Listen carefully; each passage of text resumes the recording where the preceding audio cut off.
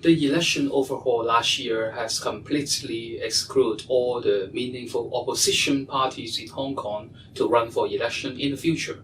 To put it in a nutshell, it is like a rolling back to the colonial times when only a limited number of seats can be popularly elected and the rest are mainly chosen or appointed by the authorities. It is a very unfortunate event because the government of Beijing chose to impose a new election system that has a greater color as selection rather than election. And this new election system has further centralizes the power of the Chinese authorities to control the electoral outcome, as well as the distributions of the different interest groups that are obedient to the party or they are named as patriots.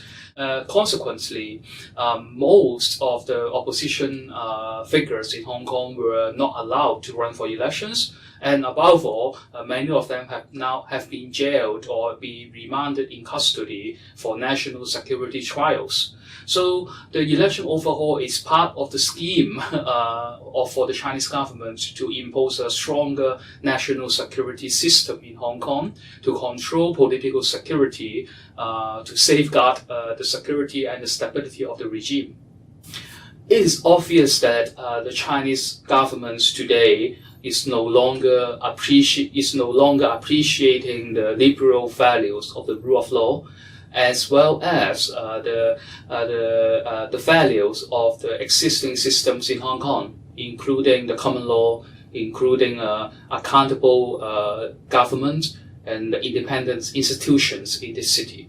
For local policymakers and legal communities in the UK, it's obvious that they need to know what's happening in Hong Kong, and they need to know that now it's not just a conflict between different interests between the governments in the UK and in China. It's also about conflicts or tensions of the values that the governments uphold. Observers who are concerned about Hong Kong have to distinguish the interests of the people in Hong Kong and the interests of the Hong Kong and Chinese government. It is so true that many people in Hong Kong still want to enjoy a high degree of autonomy, to enjoy the rule of law, to enjoy judicial independence and the basic protections of their political freedoms. But in the eyes of the government of Hong Kong and China, they may not regard these demands as important as stability and national security.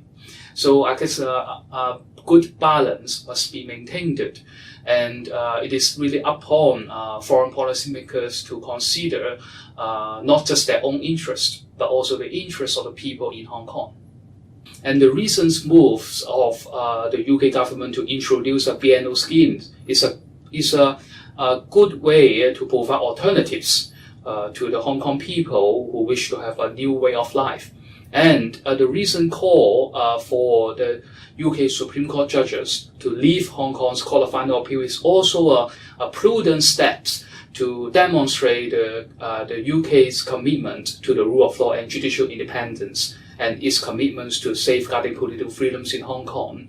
I will not give a very specific suggestions, given that I'm not a policymaker or I'm not a lawyer in the UK, but it's obvious that policy and legal communities in the UK should consider the interests of the people in Hong Kong would appears to be different from the interests of the Chinese and Hong Kong governments. And it is very important to remind that economic benefits could not satisfy the political freedoms. And that is why the Chinese government's actions or policies in Hong Kong was not fully appreciated. And we should not follow their footsteps. The BNO policy scheme introduced by the current administration in the UK is fully welcomed by many Hong Kongers who wish to leave Hong Kong for safe and for free ways of life that they could no longer enjoy in Hong Kong anymore. And this visa scheme is helpful in the short term, but I guess similar as any comprehensive migrations and settlements policies, in different countries. There must be comprehensive packages to help the people of Hong Kong migrants to immerse and to integrate into the society, not just an immersion to the own values of the recipient countries, like for example in the UK, but also to help them to enrich the plurality and multiculturalism in this country. Otherwise, the failure of helping them to integrate in society will only lead to further conflicts and instabilities in the home, in this new territory for the Hong Kong people, and it would discredit at the end, the good efforts done by the current administration. This is ironic that the original model of one country, two systems was prepared for Taiwan's reunification with the mainland China. And Hong Kong was an experiment to see whether it could really work in a city that has a completely different system, ideology, and ways of life compared with the mainland Chinese ones. And now, after 25 years, we can see that these experiments hasn't worked very well.